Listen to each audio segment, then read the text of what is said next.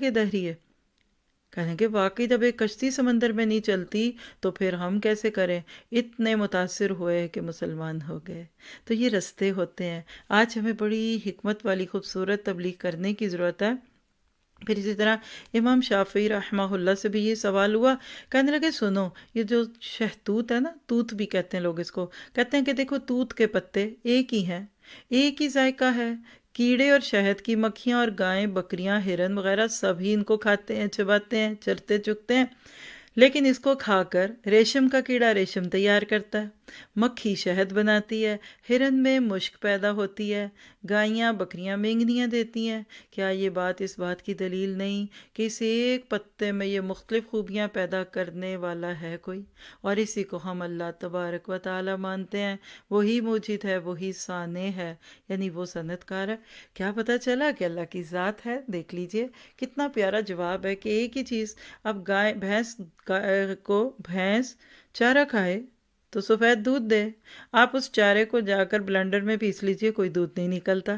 تو بھینس کے پیٹ میں کون یہ سب کچھ کرے؟ اس کو رب کہتے ہیں، ذرے کو کمال تک لے جانے والا۔ پھر اس طرح امام احمد بن حنبل سے بھی یہ سوال کیا گیا تو کہنے لگے سنو بھائی، ایک نہایت مضبوط قلعہ ہے، اس کے بیچ میں کوئی دروازہ نہیں، کوئی راستہ نہیں، بلکہ سوراخ تک نہیں، باہر سے چاندی کی طرح چمک رہا ہے اور اندر سے سونے کی طرح پیلا ہے، دمک رہا ہے، اوپر نیچے دائیں بائیں چاروں طرف سے بالکل بند ہے، ہوا تک اس میں نہیں جا سکتی، اور اچانک ایک دیوار گرتی ہے اور ایک جاندار آنکھوں کانوں والا خوبصورت شکل اور پیاری بولی والا چلتا پھرتا نظر آتا ہے۔ بتاؤ اس بند اور محفوظ مکان میں اسے پیدا کرنے والا کوئی ہے کہ نہیں؟ اور وہ ہستی انسانی ہستیوں سے بالاتر اور اس کی قدرت غیر محدود ہے کہ نہیں؟ آپ بھی سمجھ گئے ہوں گے یہ کس طرح کی مثال ہے۔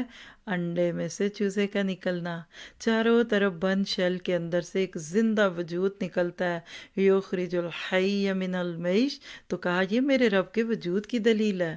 سبحان اللہ، اللہ کرے ہمیں بھی اتنی پیاری تبلیغ کرنی آ جائے۔ پھر اس طرح ابو نواس رحمہ اللہ ایک امام تھے، جب ان سے یہ پوچھا گیا تو کہنے لگے دیکھو، آسمان سے بارش کا برسنا، اس سے درختوں کا پیدا ہونا، ان ہری بھری شاخوں پہ خوش ذائقہ میووں کا لگنا ہی اللہ تعالیٰ کے وجود اور اس کے ایک ہونے کی دلیل کافی نہیں ہے؟ سننے والے متاثر ہو گئے۔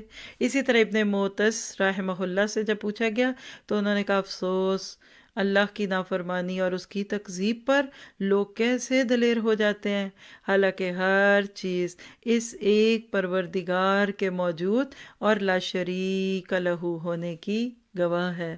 تو کیا پتہ چلا کہ بول دیجئے ہماری ہر چیز کو چلانے والی ہستی وہ اللہ سبحانہ تعالیٰ ہے، جس کو ہم رب کہتے ہیں۔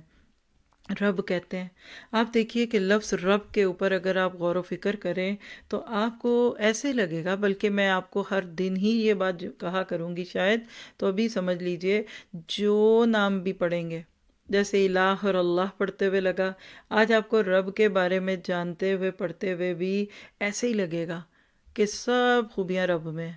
اور یہی تو ہے کہ اللہ کی باتیں پوری نہیں ہوتی، اللہ تعالیٰ کے کام جو اس نے دنیا میں کر دیے، جو وہ کائنات کو چلا رہا ہے، تم اس کو جانتے ہی نہیں ہو۔ تو اس طریقے سے اللہ تعالیٰ کے بارے میں جاننا کہ وہ رب ہے، وہ کون ہے، تو آئیے ذرا اللہ تعالیٰ کے بارے میں دیکھتے ہیں۔ رب لفظ کیا ہے، کیسے ہے، اس کے اندر اللہ تعالیٰ نے جو خوبیاں رکھی ہیں اس سے ہم کیسے فائدہ اٹھائیں۔ یعنی آپ دوسرے لفظوں میں یہ کہہ سکتے ہیں کہ ہم اپنے رب کے ساتھ اپنا تعلق کیسے مضبوط کریں، کیا طریقہ کار ہے کہ ہم اپنے رب کو پا سکیں اور اس سے اپنی محبت کو پائیں۔ تو آپ دیکھیے کہ لغت کہتے ہیں ڈکشنری کو، اور اصطلاحی معنوں سے مراد ٹرمنالوجیز، یعنی ایک ہوتا ہے معروف نام جو ہم اپنی زبان میں بولتے سنتے ہیں، اور ایک وہ ہوتا ہے جو ڈکشنری میں سے دکھتا ہے۔ جیسے مجھے تو ابھی تک لفظ الہ کے وہ 6 روپ نظر آ رہے ہیں۔ جیسے بچہ ماں کی طرف چپکتا ہے، جیسے اس کی طرف محبت ہے، تو الہ وہ ذات ہے جس کو بندہ دکھ میں پکارے، تکلیفوں میں پکارے۔ اگر آپ پچھلا نام نہیں سن چکے تو آپ کو سننا پڑے گا، اس لیے کہ آپ جب تک اللہ تعالیٰ کے ہر نام کو بہترین طریقے سے نہیں پڑھیں گے سنیں گے تو بات تو سمجھ نہیں آئے گی۔ تو لفظ رب کے اندر آپ 3 چیزوں کو لیں گے، لیکن وہ ساری بعد میں، یہاں صرف اتنی سی بات سمجھیے کہ ذرے کو کمال دینے والا وہ کون ہے؟ وہ رب ہے۔ وہ کیسے ہے، وہ کیا ہے؟ آپ دنیا میں ایک کوئی بھی کام کرتے ہیں، آپ دیکھیے کہ چھوٹی سی چیز لے کر دیکھ لیں تو آپ خود بخود اس کو سمجھنے لگیں گے۔ آپ کے میرے اپنے وجود میں اللہ کے رب ہونے کی دلیل ہے۔ آپ کو ایک چھوٹی سی ویڈیو دکھاتے ہیں، دیکھتے جائیے اور میری باتیں سنتے جائیں۔ اس میں تو صرف آپ کو اس ذرے کو کمال تک لے جانے والی ہستی کا کارنامہ دکھے گا، لیکن حقیقت یہ ہے کہ جتنا زیادہ آپ اس کے اوپر غور و فکر کریں گے، آپ کو سمجھ آئے گا کہ ایک انسان اللہ تعالیٰ کا ماسٹر پیس ہے۔ کیسے اللہ تعالیٰ نے اس کو دنیا میں بھیجنے سے پہلے ماں کے رحم کے مختلف پردوں سے گزار کر کیسے کیا۔ آپ دیکھیے کہ ذرے کو کمال دینے والی ہستی یہ رب کی ہستی ہے۔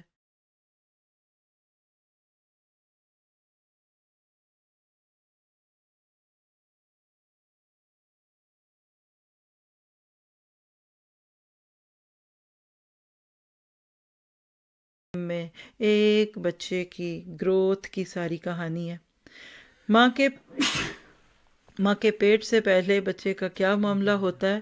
آپ دیکھیے کہ آج اتنی سائنس تو آپ کے بچے بھی جانتے ہیں، آپ کو تو شاید اتنی بھول گئی ہوں گی باتیں، لیکن آج بھی جب آپ کسی بھی بچے کی پیدائش کو دیکھتے ہیں تو اس کے اندر کیا ہے کہ ایک بچہ ماں کے پیٹ میں 9 ماہ کے عرصے میں جنم لیتا ہے۔ آج سائنس نے جو چیزیں دی ہیں اس کی چند چیزیں آپ کے ساتھ شیئر کرتی ہوں تاکہ آپ لفظ ذرے کو بھی سمجھیں اور کمال۔ ذرہ کیا ہے؟ وہ پہلا مرحلہ، اور کمال وہ خوبصورت سا بچہ ہے۔ اللہ تعالیٰ نے ماں اور باپ کے مختلف مادوں کے ساتھ ایک بچے کی تخلیق کو شروع کیا، یہ ذرہ تھا۔ مرد کی منی ہے جس کو سیمن کہتے ہیں، اس کی تھوڑی سی مقدار 300 سے 400 ملین سپرمز، جس کو اگر آپ اندازہ لگائیں نا تو 1 اسکوائر سینٹی میٹر مادہ ہوتا ہے۔ اس میں سے 2 کروڑ سپرمز نکلتے ہیں۔ ان کروڑوں خلیوں میں سے ہر ایک بچے کی تشکیل کی صلاحیت رکھتا ہے، یعنی 2 کروڑ بچے بھی بن سکتے تھے، لیکن ان کروڑوں سپرمز میں سے بمشکل ایک عورت کے ایگ سے جا کر ملتا ہے اور اس کو فرٹیلائز کرتا ہے۔ آپ اللہ کا وہ فیصلہ ہے جو اللہ تعالیٰ نے اتنے کروڑوں میں سے نکالا، اور ہر سیل اس وقت جو ہوتا ہے وہ 1 ملی میٹر کا 10,000واں حصہ ہوتا ہے۔ پھر اس کے بعد فلوپین ٹیوب سے رحم تک آنے میں اس فرٹیلائزڈ ایگ کو کم و بیش 3 دن لگتے ہیں۔ اس سفر کے دوران یہ ایگ بڑی تیزی کے ساتھ مختلف سیلز میں تقسیم ہوتا جاتا ہے، یہاں تک کہ ان خلیوں کا ایک گچھا سا بن جاتا ہے۔ یہ گچھا چلتا ہوا ماں کے رحم یعنی یوٹرس کی دیوار تک پہنچتا ہے اور اس میں داخل ہو جاتا ہے۔ اس وقت اس گچھے میں تقریباً 200 سیلز ہوتے ہیں، یعنی ایک ذرے سے 200 پہ پہنچ گیا ہے۔ اس کے بعد اس کو آپ جنین یا ایمبریو کہتے ہیں۔ اس وقت اس کی جسامت ایک نقطے کے برابر ہے، یعنی اپنی کاپی پہ اگر آپ ایک نقطہ لگائیں نا تو اس وقت اس کی کا وزن یا کہہ لیجئے کہ اس کی حیت بالکل ایک نقطے کی ہوتی ہے۔ اور جب یہ فرٹیلائزڈ ایگ ہوتا ہے تو ماں کے پیٹ کے اندر کی جو ایک نالی ہے اس کے ساتھ اس سے گزرتا ہے، وہاں سے پھر کروموسومز کی تیاری اور سیلز کی تقسیم یعنی ان کے اندر مزید جو اضافہ ہے اس کا عمل جاری ہوتا ہے، اور تقریباً 1 ہفتہ یعنی کنسیو کرنے سے لے کر 1 ہفتے کے اندر اندر وہ ایگ جو زائگوٹ بن چکا ہے وہ ماں کے رحم کے اندر سے ایک رطوبت دار یعنی ایک سیکریشنز والی جھلی ہوتی ہے جس کو آپ انڈومیٹریم کہتے ہیں، وہاں اپنی جگہ بناتا ہے۔ جب بچہ ماں کے رحم میں موجود ہوتا ہے تو وہاں 2 تہوں میں بدل چکا ہوتا ہے۔ اس کی اندرونی تہہ تو آگے جا کر بچے میں بدلے گی، اور باہر کی تہہ جو ہے جس کو پلیسینٹا کی شکل اختیار کرتی ہے، جو ماں کے ساتھ جڑی ہوئی ایک اول سی ہوتی ہے۔ کچھ ہفتوں تک یہ مدغہ اور جنین محض ایک چھوٹی سی مچھلی کی شکل میں نظر آتا ہے، اور پریگننسی کے 4تھے ہفتے کے آغاز پر اس کا برائے نام دل بن کر دھڑکنا شروع کر دیتا ہے۔